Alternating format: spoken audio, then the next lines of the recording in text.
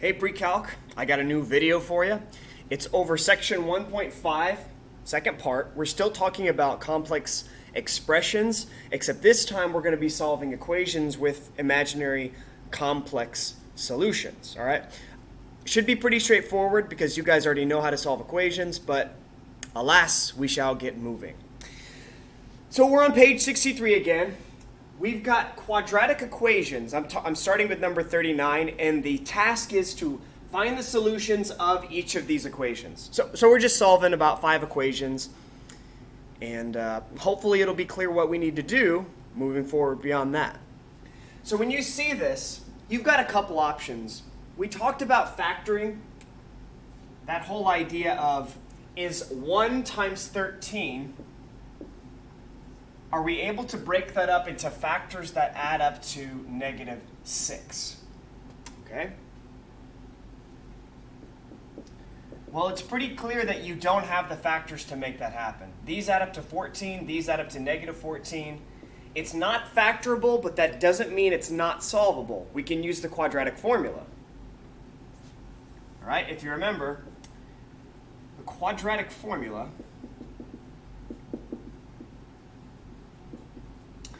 is the solution x equals the negative b term plus or minus the square root of the b term squared minus 4 times the a term times the c term all over 2 times the a term. So let's plug these numbers through. We've got a equals 1, b equals -6, and c equals +13. X equals -6 plus or minus, you know what, this number times itself is going to eventually be squared, so you can either put -6 in parentheses squared or just say it's 6 squared. Just make sure you don't plug this into your calculator because -36 is what's going to come out of that. -4 times 1 times +13 and divided by 2 times 1.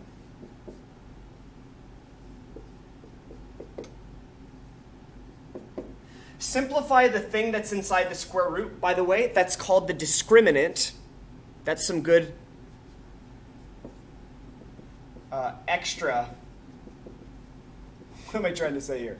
It's just a nice little aside thing that I think a lot of times we're supposed to teach you guys in math, but we sometimes just don't tell you that the b squared minus 4ac, that number is called the discriminant. Or maybe all you other math teachers out there in YouTube land are doing it, and I'm just kind of, need to do better. That's the discriminant.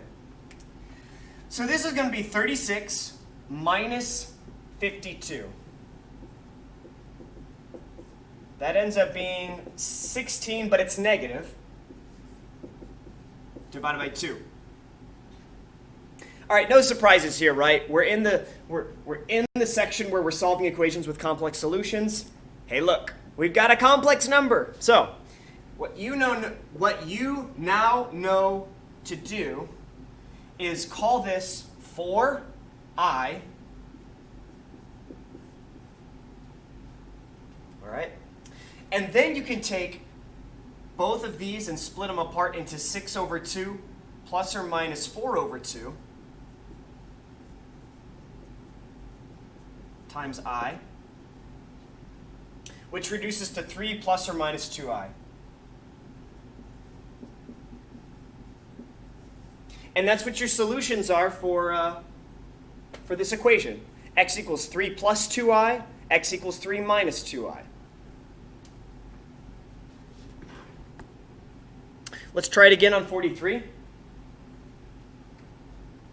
Now, right away, I'm gonna throw this out here. Factors of 20 are generally going to be too far apart to actually add up to -5. You can check every time to see if they factor, but more likely than not, specifically with this section, you're going to get unfactorable situations. 1 and 20, no. -1, -1, -20, no. 2 and 10, no. 4 and 5. All right. So I'm just not even going to try for that kind of AC method factoring. I'm just going to go right to the formula. So A is 1, B is negative 5, and C is positive 20. X equals negative negative B plus or minus the square root of negative 5. Square it, put parentheses around it. Minus 4 times 1 times 20. All divided by 2 times 1. The discriminant is 25 minus 80. 25 minus 80 should be negative 55.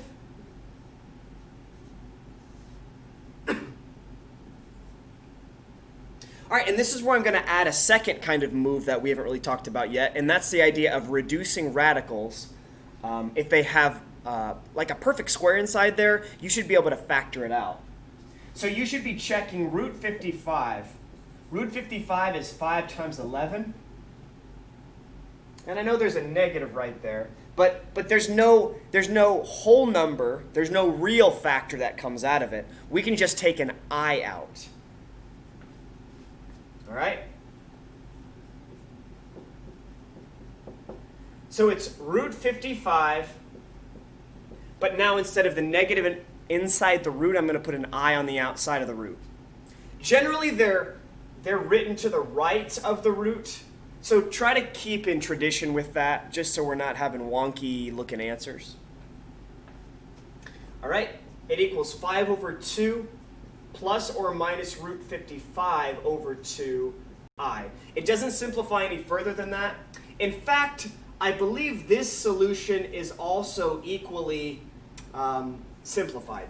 So either one of those answers I would accept. Yeah. Let's check out 51, see what's different about that. Same directions.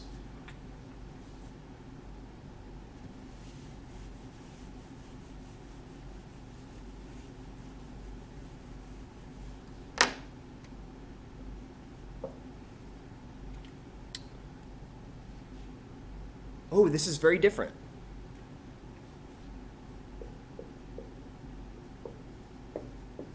We're not given a quadratic at all. It's a quartic, x to the 4th power. So here's what you could do. How about we look at it as if it were a polynomial that could be factored. Okay? If you looked at it as x to the 4th equals, minus 625. Oh boy. All right. Reset. Minus 625 equals 0. 625 is a perfect square. If you take 25 times 25, you get 625. X to the 4th is a perfect square. If you take x squared times x squared, you get x to the 4th. So we could do difference of perfect square factoring. X squared times x squared. 25 times 25. Plus here, minus there, equals 0. Now this part doesn't factor any further. So it's done.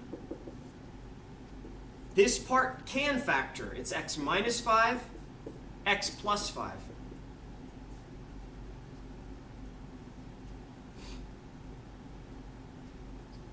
So then x minus 5 must equal 0, x plus 5 must equal 0, and x squared plus 25 equals 0. Now these two are pretty straightforward. You add 5, you add 5, you subtract 5, you subtract 5. Together these equations yield negative 5 and positive 5. I'm just going to put x equals plus or minus 5 down here to indicate those solutions. Is the video showing it? It is. Okay, so then you got x squared plus 25 equals 0. Can't factor it, but in our back pocket we've got this method where you get the square by itself and then square root both sides. And remember, when there is an even power involved and you're taking an even root to both sides in which variables are present, you need to put a plus or minus in front of the root there. So then x is going to equal to plus or minus, the square root of 25 is 5, and then that negative under the root becomes an I.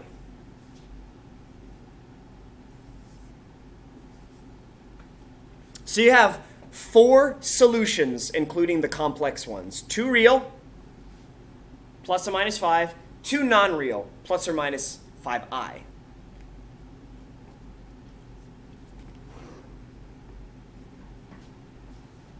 We only have 2 examples left. 53.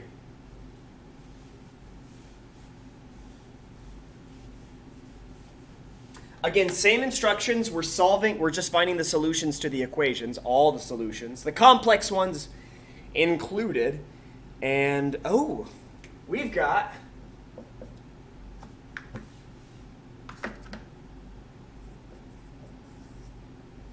4x to the 4th power plus 25x squared plus 36 equals 0.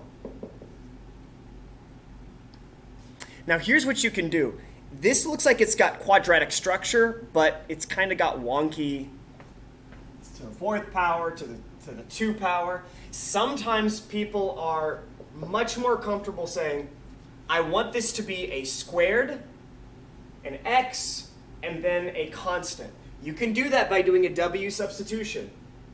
If you make w x squared, then w squared is going to be x squared squared, which is x to the 4th power. Bottom line is, you can do 4w to the 2 power plus 25w plus 36. For some of you, it's probably not necessary to do that. Maybe for all of you, I don't know. But this might be a good thing to try starting out with.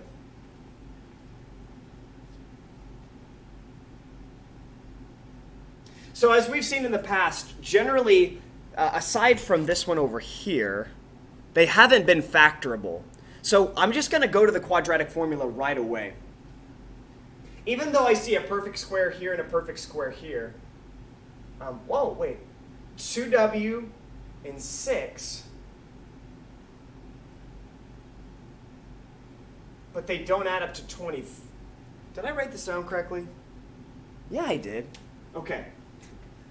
Sorry guys. I'm just going to go to the quadratic formula, okay? So instead of x, I'm going to make it w.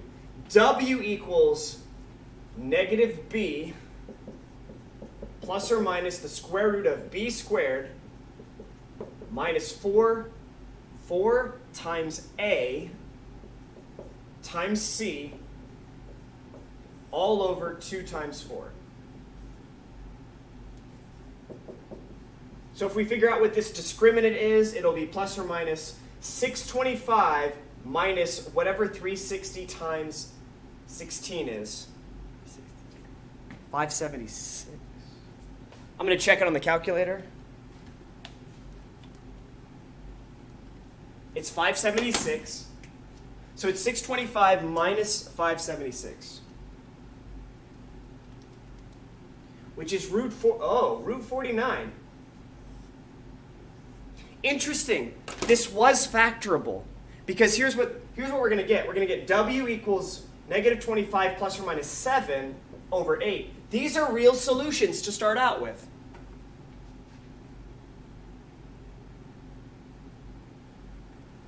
So then, negative 25 plus 7 over 18.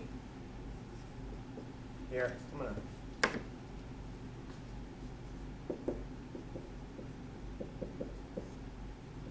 Negative 25 plus 7 over 8, not 18.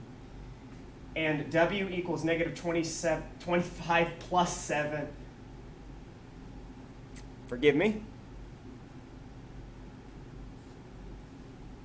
Yeah.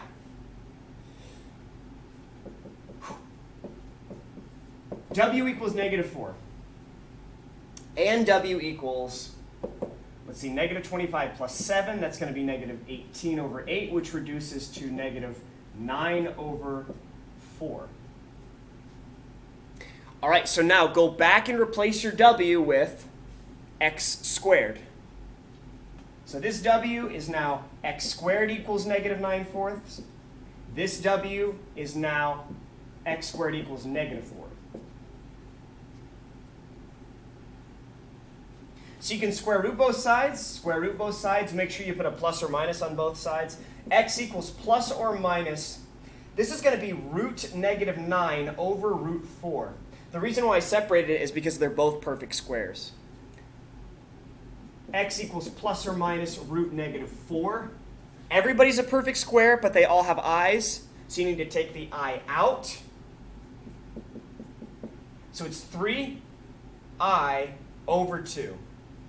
I'm just going to call it 3 over 2i, plus or minus. And this one over here is going to be x equals plus or minus 2i. All right, I'm not going to do 55, guys. If you want to, try it on your own and then check the back of the book for the answer. I don't think it's necessary at this point. I think you guys have got the pattern. And yeah, thanks for watching. Good luck on the assignment.